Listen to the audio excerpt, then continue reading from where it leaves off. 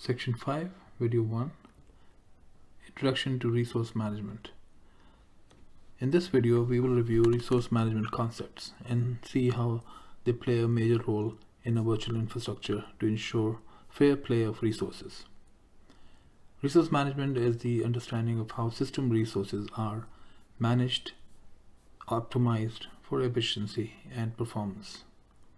Since a virtual infrastructure is a shared environment, it's very important to allow fair sharing of host and cluster resources, and that is one of the objectives of resource management. Resource management includes understanding of vSphere resources like CPU, memory, storage, and network, understanding of resource pools, DRS, clusters, admission control, and limits.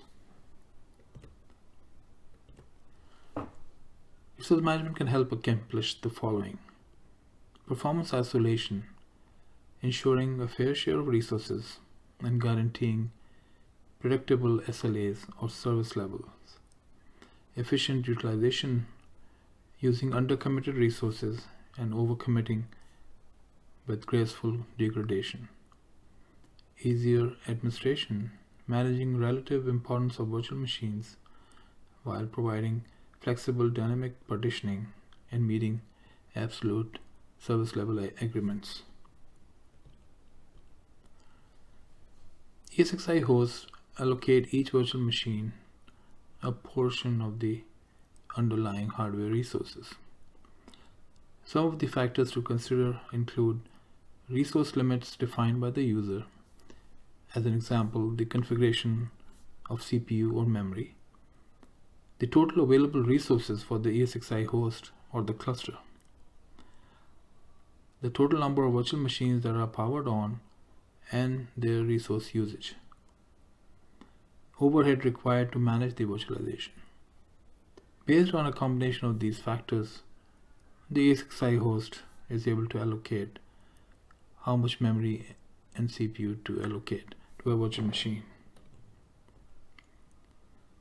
Resource management is the allocation of resources from resource providers to resource consumers.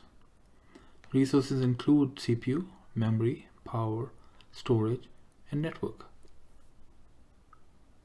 Hosts and clusters, including data store clusters, are resource providers, while virtual machines are resource consumers. Resource pools, however, are a special case. They are both consumers as well as producers. And in the later slides, we will see how, and we will explain how resource pools are able to be consumers as well as producers. To summarize, provided a quick overview of resource management and the key concepts and how resource management plays a role in ensuring fair sharing of resources. We looked at the overall goals of resource management and looked at key resource management areas. In the next video, video 2, we will review resource management maximums. Thank you for watching.